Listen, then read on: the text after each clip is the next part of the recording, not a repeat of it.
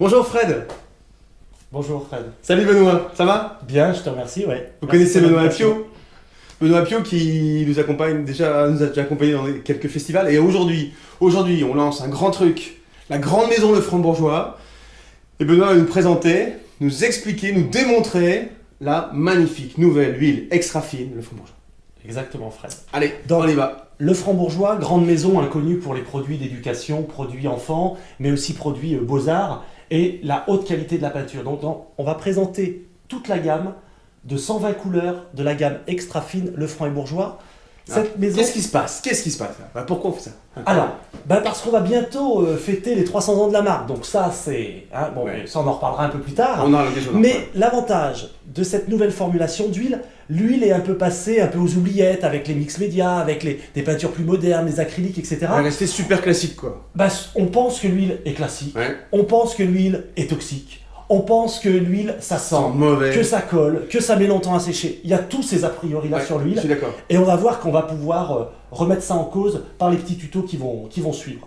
Donc cette maison Le Franc-Bourgeois, on le disait, 3 ans d'existence, hein, une maison à Paris sur les bords de Seine qui vend du beau pigment aux peintres, Chardin qui va faire rentrer cette grande maison Le Franc dans la notoriété et puis peinture officielle de la cour, attention ça rigole pas, et puis une peinture qui a toujours vécu avec son temps, avec une modernité, les tubes à pas de vis. D'un seul coup, le peintre peut transporter la peinture. Merci Le Franc. J'étais Pour allé, ça. alors c'est à Mans, ou Le Mans, hein, c'est que tout ça se passe. J'étais allé d'ailleurs tourner un reportage là-bas et j'avais regardé les trucs en vessie de porc là, tu sais. Exactement. Juste avant le fameux pas de vis qui permettait aux artistes d'aller. Voilà. Ouais, c'est- Et donc, le Franc-Bourgeois revient justement sur l'invention de ce tube, un tube super, facile à prendre en main, avec un bel embossage de la marque, et puis surtout l'huile à l'intérieur. Autrefois, tu parlais des vessies de porc, autrefois on demandait à son technicien de préparer le pigment, de le mélanger avec de l'huile, et le client voulait que, lorsqu'il ouvre son tube ou sa vessie, il voulait voir l'huile couler, c'est-à-dire la brillance, la transparence, les glacis. Preuve de la richesse du truc. Et oui, puis tel que Ouais, l'avaient ouais. inventé les frères Van Eyck, Ouais, c'est-à-dire ouais. le glacis et la brillance. Mmh. À l'heure actuelle, on s'est aperçu que les gens dans les magasins ouvraient les tubes, il y a l'huile qui sortait, on disait qu'est-ce que c'est que cette affaire? Et puis, c'était quelque chose de fluide, et on avait envie d'aller plus sur la pâte, sur une écriture plus contemporaine, un peu plus épaisse, pour des travaux à la brosse, pour des travaux au couteau. Et donc l'onctuosité a été revue, et donc 120 couleurs, extra fines, une modernité de la pâte, une modernité de la couleur aussi, des couleurs Vous allez sans voir, toxiques. tout ça. Je suis d'accord. Par exemple, les couleurs, toutes les couleurs sans cadmium, on va voir la brillance Et au la niveau, luminosité. ouais, super. Bon, c'est tout, ça y est, tu nous as Bon, on a suffisamment fait une donné belle envie. introduction et puis on va pouvoir passer au décryptage de la couleur, Décryptage, des tubes manipulation. et puis des réalisations. Et puis tous ces médiums aussi, parce qu'on est perdu. Hein. Les médiums à peindre, est-ce que j'utilise de l'essence? Est-ce que j'utilise de l'huile? Est-ce que j'utilise des médiums tout près? Des médiums ça va briller? Est-ce que ça va sécher? On va découvrir tout ça. On en parle après, il y a 3 vidéos. Ça, c'est la première. Tu nous montres les couleurs, le contact directement avec cette magnifique huile. Et on y va étape par étape, ok? Et c'est parti. Allez, c'est parti. Alors, Benoît, on commence par quoi? Alors on va déjà apprendre à lire un tube de couleur, parce que c'est vrai qu'on achète de la peinture. Là, par exemple, sur ce tube, le Franc-Bourgeois extra fine. Donc, on va retrouver quel est le nom de la couleur. On va retrouver ici une chose très importante pour la couleur, le petit carré qu'on a en angle. Oui. Il peut être transparent, il peut être moitié noir, moitié blanc, ou il peut être complètement noir. Donc là, Oui. ça va être l'opacité du pigment. D'accord. Hein. Donc, selon la couleur qu'on va utiliser, par exemple ici, on a un bleu céruléum, on a une couleur qui va être couvrante. Ouais. Alors qu'ici, dans ce bleu de cobalt, on va retrouver ce petit symbole qui va être différent, là, le carré moitié noir, moitié blanc.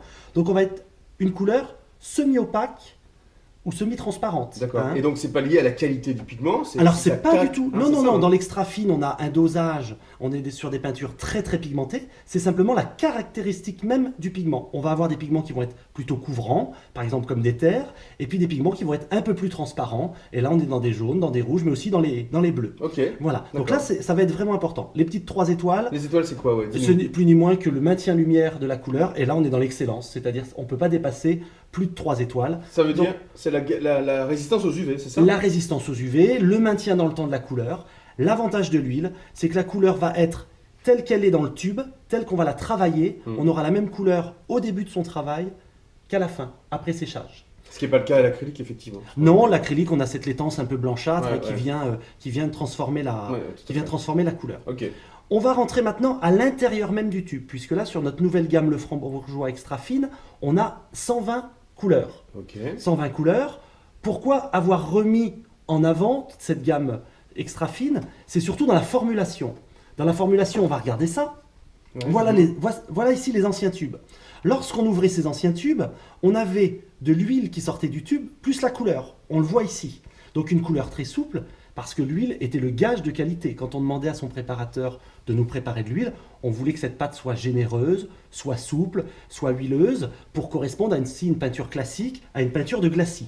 Ici, on s'aperçoit bien de l'huile du tube, et puis ensuite la pâte, le pigment qui va être présent. D'accord. Si on prend la nouvelle formulation de ces huiles de franc, attention, formulation, on reste toujours sur une qualité extra fine, très pigmentée, mais ici on va être dans quelque chose de beaucoup plus épais, de beaucoup plus dense, et qui va correspondre à une écriture plus contemporaine, plus spontanée. On s'aperçoit que c'est une huile qui va pouvoir être travaillée aussi bien au couteau, dans l'épaisseur et dans la structure, et bien sûr, comme cette peinture est plus épaisse, plus dense, on va pouvoir aussi la travailler au pinceau avec des soies de porc et garder une rigidité du trait Ouais, et un travail de fait. touche. Mhm. Et si on a envie, bien sûr, de rentrer dans un travail beaucoup plus en glacis, on va là adapter des soies plus souples et avoir comme ça des transparences et des jeux comme ça de couleurs beaucoup plus lisses. Donc, cette nouvelle gamme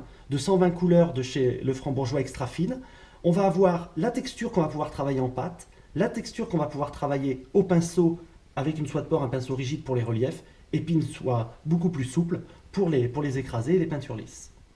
Alors, Benoît, donc merci pour tout ce décryptage de ce tube, c'est quand même super important. C'est là qu'on est en contact avec la peinture à l'huile. Il y a un truc important aussi à noter, c'est la composition de la peinture. Du tube. Exactement, puisqu'ici on va retrouver le nom de la couleur, on va retrouver ici sur l'étiquette la nuance, on va retrouver ici après un tout petit bandeau qui va être la couleur dégradée à 50% de blanc. D'accord. Et puis, si on a envie de rentrer dans la peinture même, on va avoir un descriptif ici chimique, c'est-à-dire ici ce pigment ultramarine qui est fait avec le PB29. Et donc là, on a le pigment monopigmentaire. Monopigmentaire, c'est une seule et même couleur, une seule et même pigment, un seul et même pigment. Et l'avantage, Pur, quoi, ouais. c'est complètement pur. Sur nos 120 couleurs, on va avoir plus de la moitié de la gamme qui va être monopigmentaire. Ah, super. C'est-à-dire gage de qualité, gage de luminosité. Et donc la peinture, on est dans ce procédé additif où on va mélanger ces couleurs et donc soustractif aussi par la lumière. Plus on va mélanger de couleurs, plus on va être sombre, plus on va être terne. Alors en utilisant un bleu monopigmentaire et un jaune monopigmentaire, on va être dans des verts qui vont avoir une flamboyance folle. On dit souvent que quand tu pars déjà tu fais des mélanges avec des peintures qui ne sont pas monopigmentaires, très vite on tombe dans des marronasses. Alors que là, on va garder. On va partir en effet sur tous les tons rompus, Ok, super. puisque souvent dans un bleu, on peut avoir une pointe de rouge pour le rendre un peu plus violine. Ok, super. C'est très clair. Allez, on enchaîne, Benoît, et maintenant on va rentrer dans le tube, c'est ça, dans le contenu. On rentre dans le contenu du tube. Dis-moi. Donc dans ces 120 tubes d'extra fine, on a quoi? On a ce pigment dont on vient de parler, Ouais. et ce pigment, il est mélangé tout simplement à une huile. Huile de lin ou huile de cartane. Donc, la peinture à l'huile, il faut arrêter ces idées reçues sur les solvants, polluants, etc. Ouais, ouais. On est dans un produit quasiment naturel. Naturel. Naturel. Ok. Et pour pousser justement sur ce côté naturel, environnemental, la société Lefranc et Bourgeois a développé depuis plus de 5 ans de recherche d'usine des couleurs sans cadmium. Le cadmium, c'est quoi? C'est ce métaux lourd qui donne de l'éclat Ouais. à la couleur. Alors, les artistes, si on leur dit demain les cadmiums disparaissent, ils vont un peu râler parce qu'un jaune de cadmium, un orange, un rouge, un vert, il y a des couleurs très très pointues. Et bien là, au bout de 5 ans, Lefranc et Bourgeois a réussi à sortir des couleurs sans cadmium d'une vivacité folle. Je vais vous montrer ici le jaune. On est très très lumineux. Bien sûr, l'onctuosité de cette nouvelle pâte. Donc on retrouve comme ça ce pigment. Et regardez la densité de cette super. extra fine, Ah, c'est beau. le pouvoir couvrant. Mm.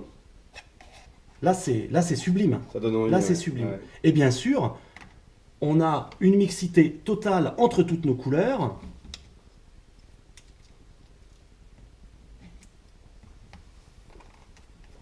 Et tous nos dégradés les plus subtils, avec nos soies de porc, si on a envie de travailler à la touche, si on a envie de travailler ces écrasés ou ces étirés au couteau pour faire varier et densifier les traits et les touches.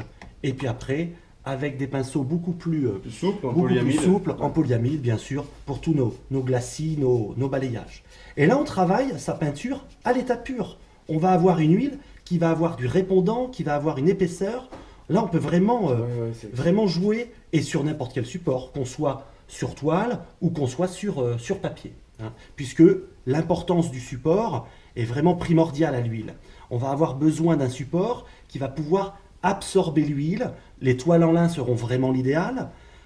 Des toiles en lin apprêtées avec un gesso de sous-couche seront vraiment très appréciables. C'est-à-dire que le gesso, c'est quelque chose de... Le blanc de la toile, il est micro-poreux. C'est-à-dire que l'huile va pouvoir sécher à l'arrière du support comme à l'avant du support. Si on a un support qui est apprêté avec simplement un blanc acrylique, on va dire, eh bien on est venu plastifier le fond de sa toile et il n'y aura pas d'échange d'air. Et donc l'huile ne séchera jamais. Donc c'est vraiment l'importance d'avoir un bon support. Dans l'huile même, on a vu qu'on pouvait travailler l'huile en pâte directement. On va rentrer après dans toute une gamme de médiums. Ok, ça c'est parti, c'est la prochaine étape. Bon, conclusion rapide, parce que l'intérêt c'est ce qu'on vient de voir, ce que tu viens de nous dire et ce qu'on vient de voir, et puis après il y a les autres tutos carrés. Moderne, quoi. Le mot qui émerge de tout ça. Moderne, sans toxique, Oui. une gamme complètement revisitée, Ouais, des couleurs au goût du jour, avec des terres transparentes, avec vraiment des choses formidables. On va le voir dans la deuxième vidéo avec les médiums. On attaque.